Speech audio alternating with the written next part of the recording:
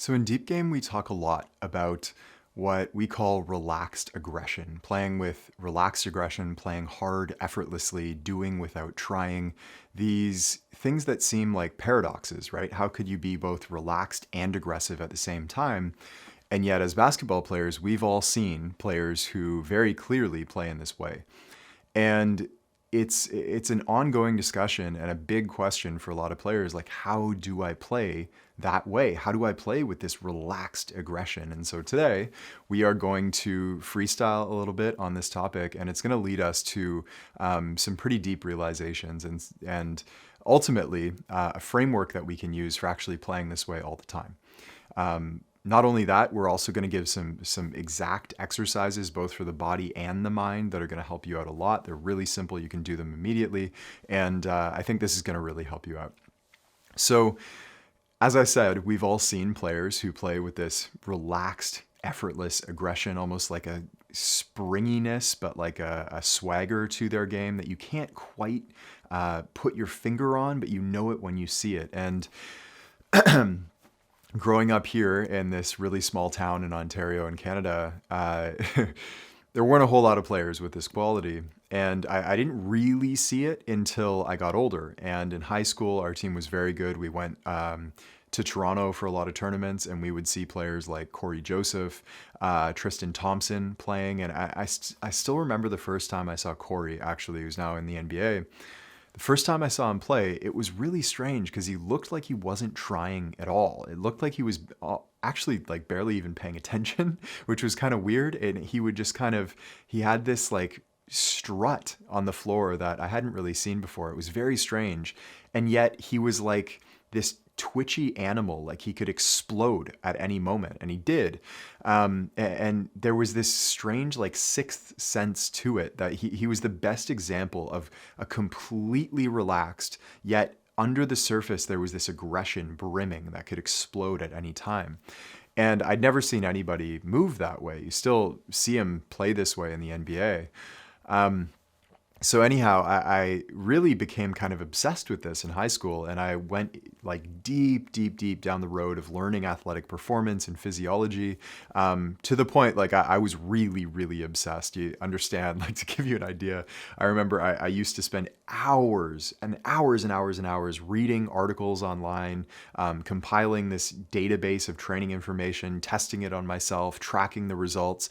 I used to, in English class, this is kind of silly, but in English class, I'd have my English binder open.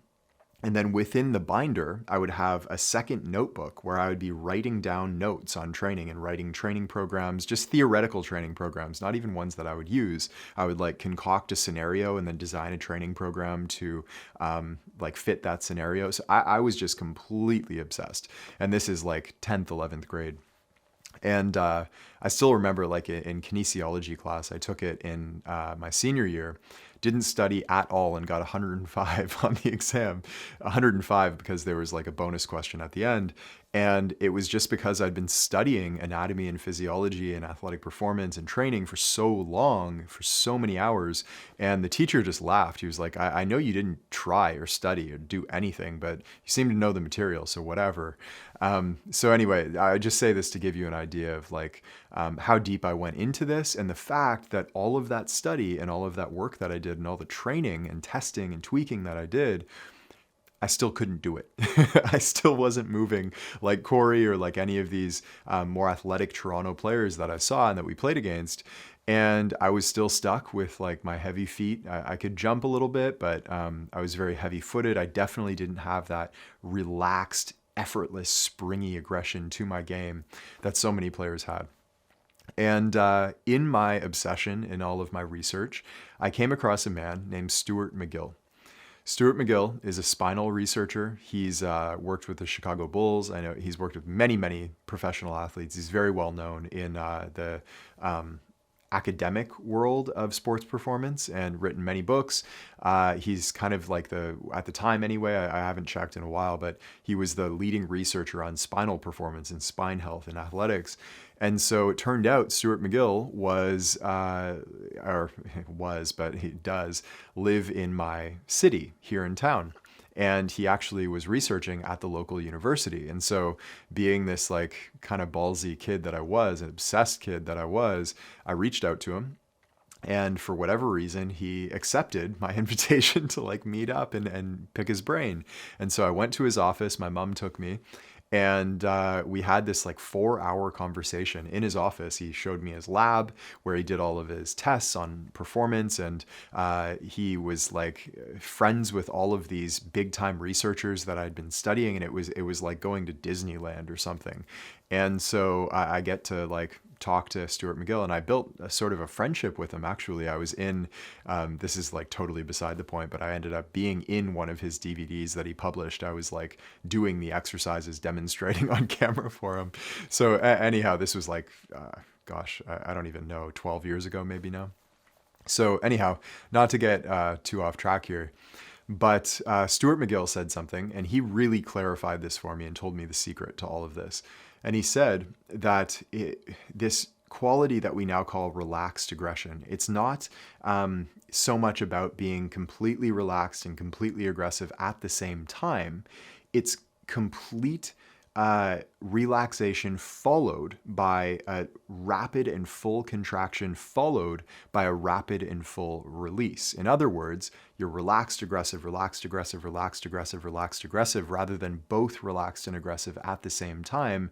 And the quality of your athletic ability, how athletic you will be, and how your quality of movement on the floor will be a reflection of how quickly you can shift between the two states. If we look at an Olympic sprinter who is, in sprinting, like one of the key things is to run relaxed, right? Run with full relaxation. And yet, when we see every foot strike, every time their foot hits the ground, there's this complete full contraction that ripples through their body like a wave. And this happens on this cycle very, very quickly. It's like an interval that's just pinging. It's like full contraction, full relaxation, to the point where the intervals are so close together that they're almost identical. They look relaxed and aggressive at the exact same time, fully released or fully relaxed and fully contracted at the same time. And this is where we get like elite levels of athletic ability when we see Michael Jordan, who I would venture a guess moved better than anybody in NBA history. Like, it was really a work of art to watch him just move on the basketball court because there was no wasted motion. And yet he had full relaxation and full aggression at the exact same time. And the quality of his movement, the quality of his athletic ability and his explosiveness was because he could shift between the two states at a moment's notice, And so we're going to get into exactly how to do this. I do want to clarify a few things. And so the first one being, one of the like basic tenets in this work and in this practice is that your body and mind will mirror each other. Okay. If you have tension in the mind, overthinking, doubt, various like manifestations of overthinking, if your mind is contracted, your body will be in a state of chronic contraction. This is why when we get like chronic overthinkers, they don't move all that well. They're in this contracted sort of balled up state. They're wound really tightly. And one of the first things that we do is to simply relax the mind so that the body will relax, or we can vice versa, because they mirror each other. We can relax the body so that the mind will relax.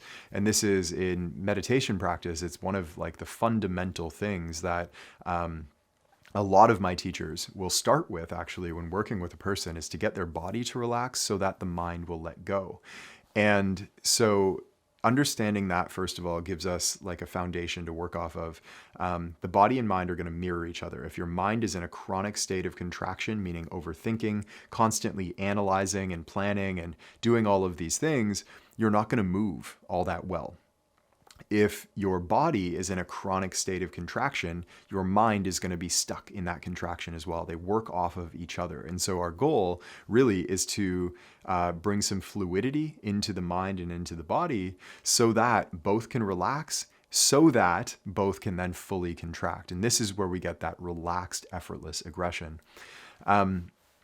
We could use the analogy of like a race car, okay?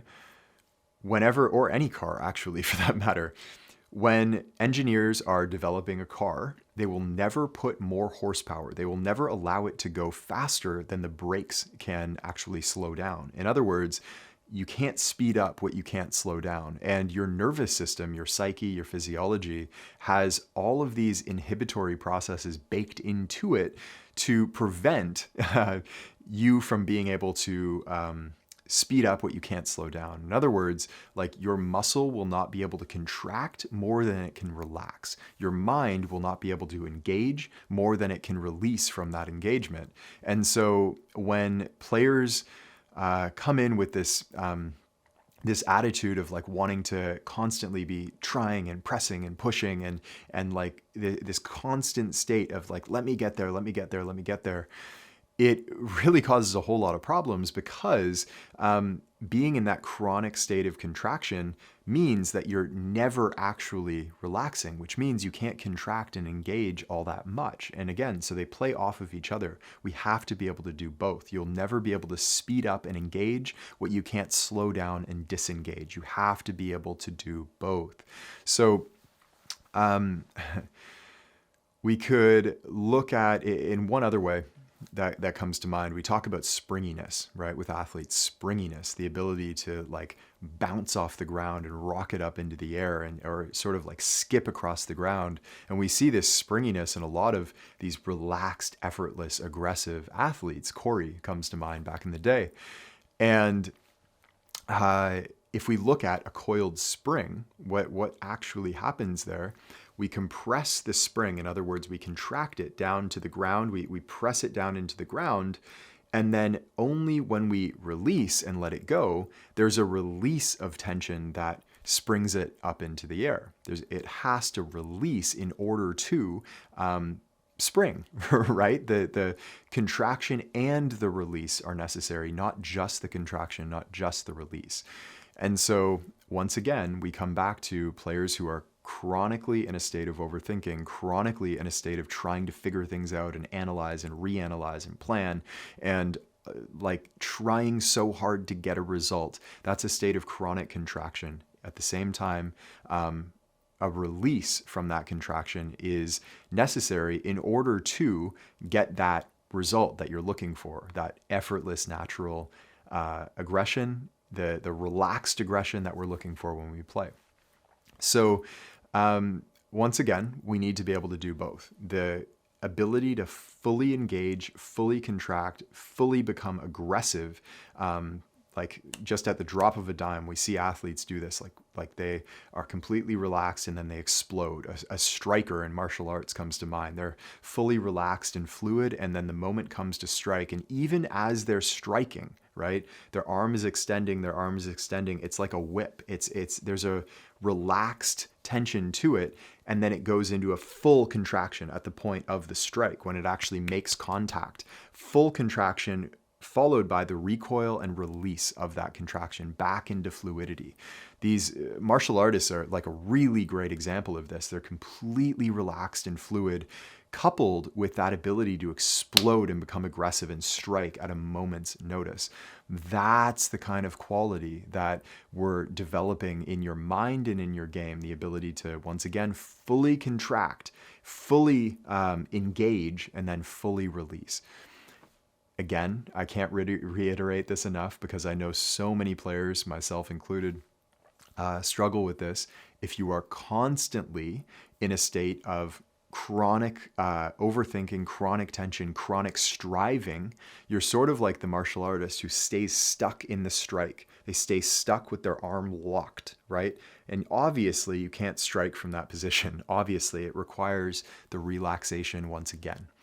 So how do we do this? What are some practical things that will develop this ability? And how do we merge the two, the mind and the body, the effortless, relaxed contraction, relaxation, relaxed aggression, the playing hard effortlessly quality, this like holy grail that we've been talking about?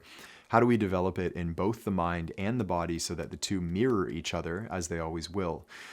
A few really simple things. The first one is go to the floor or go to the court, whatever, and play this way, actually, just by yourself, freestyle, no structure whatsoever. You don't have to, I mean, you can play with other people, but it's a little bit easier if you start off just on your own. And practice this fluidity, this relaxed aggression on your own. Practice fully relaxing and then exploding into a movement. Excuse me. Exploding into a movement, then relaxing and shifting speeds, shifting levels, shifting. This is where players like Kyrie get their shiftiness and twitchiness. It's because they're constantly shifting between states. They're relaxing, engaging, and doing it on all these different levels at all these different speeds. And this is, again, where like really elite athletes come in, where they can shift between the two. It's not, let me be 50% one and 50% the other so that they balance themselves out. It's actually 100% of one and 100% of the other done at really rapid intervals. Hopefully that's making sense. I'm speaking a little bit abstract here, but hopefully you get the idea. So practice this on the floor and do it in just a freestyle manner, right? Get a feeling for it. Go through your moves, improvise moves. No structure, no thinking. The less you think in this practice, the better. So just literally let it go, let it flow through you and see what comes. There's no way that you can mess this up. You're just literally training a feeling into your game. The next way to do this, some really simple like performance training stuff. We don't speak about this quite a lot, but fundamental to my own training back then when I was developing this ability, finally later in my career, really simple things. Number one, jump rope. Actually, jump rope is, you see boxers have this quality quite a bit. Muhammad Ali, like float like a butterfly, sting like a bee. That really says it all here. Float like a butterfly, sting like a bee. Jump rope is like the boxer's best friend. It should be yours as well. I was jumping rope every single day. I actually do it quite often now even. And that relaxed fluidity, you'll notice that every single foot contact that you have as you're jumping rope, every time your foot hits the ground, there's this rapid contraction followed by a release. And you can't like really tense as you're jumping rope. It forces you to be fluid while at the same time having that bouncy relaxation. So jump rope, you can do freestyle, you can do various combinations. I actually only do freestyle personally.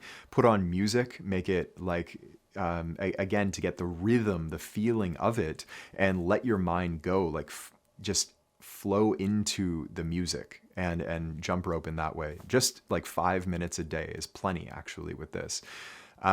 Another way to do this is line hops, actually, like really, really simple drill, line hops. So it's good if you can do this in bare feet or with like, I wear sometimes Vibram 5-finger shoes, like very minimalistic shoes. You can do it in basketball shoes, but the heavier your shoes are, the more you're going to be you're going to be going against the point. If your shoes are really heavy and clunky, number one, get some new shoes that you can be light in on your feet.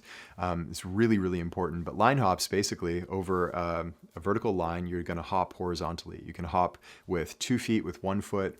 And you'll notice that, again, every ground contact is this rapid contraction, followed by a rapid relaxation, then a rapid contraction, rapid relaxation, rapid contraction, rapid relaxation. And that is, in essence, that's what plyometric drills are. When people talk about plyos and jump training and so on, like that's what it is. It's training this rapid contraction followed by a rapid relaxation, and cycling those two, in some cases, very, very quickly. Just a few simple drills. In the realm of the mind, actually, no, I want to give you one more performance drill. Actually, that was really helpful for me. And personally, my vertical jump and my explosiveness just went through the roof when I finally introduced these. And when I first heard of them, I didn't get the point. I didn't get the point at all. I didn't understand why these would be helpful. What they are, excuse me. Sometimes when I speak for a long time, my voice gets tired. So what these are altitude drops or depth drops. So you're dropping off of a high surface. Sorry, I'm going to take a drink of water. So with altitude drops, you are dropping off a high surface, a box. I used to do these on stairs and drop forward sometimes. And you are simply absorbing the landing, absorbing. You're not jumping afterwards, you're just absorbing it. And you absorb it.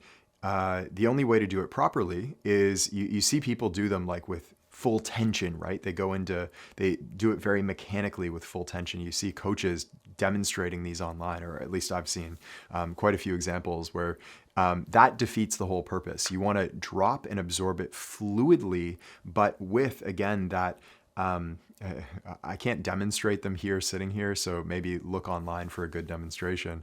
But you absorb them fluidly, relaxed, and also absorb, meaning you the force goes into your body and you absorb it, which means there has to be a contraction.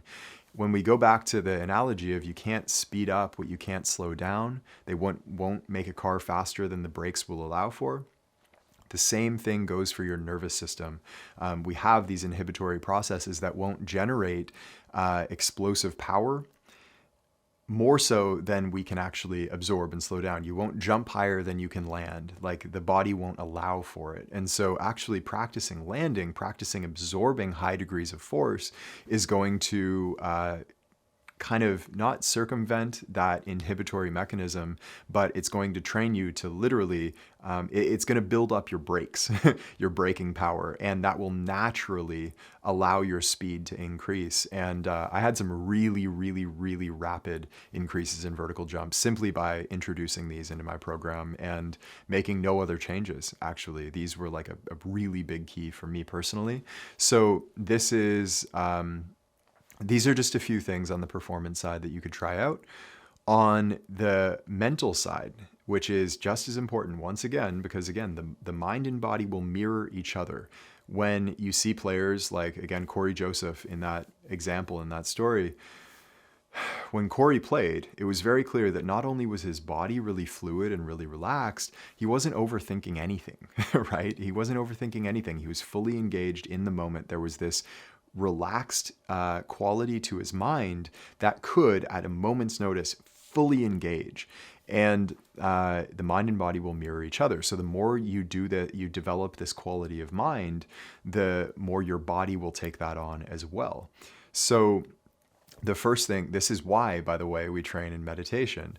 Meditation, the ability to still and slow down, well, slow down and then still your mind completely, is like training your brakes. It's like doing altitude drops, where because you're able to completely settle and calm your mind, from that can come really accurate, really rapid, really engaged activity. Your mind can, again, just like on a strike, if the good striker in martial arts will like be fully relaxed and then contract and then fully relaxed, fluid. Your mind will develop this sort of fluidity, this martial level fluidity to it that will allow for full relaxation, full contraction, full engagement.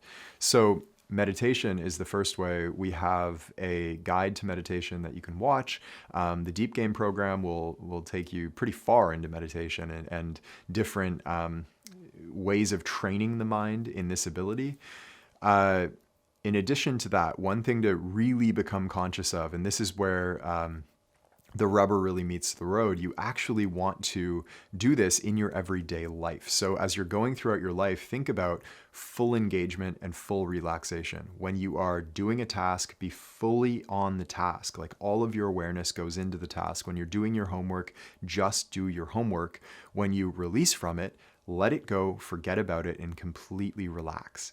This is, we see all the time, players are like in this constant state of contraction, even when they're not doing the thing that they're thinking about doing. They're thinking about doing the thing. They're thinking about it. They're analyzing it. They're planning it. They're constantly in this state of mental contraction.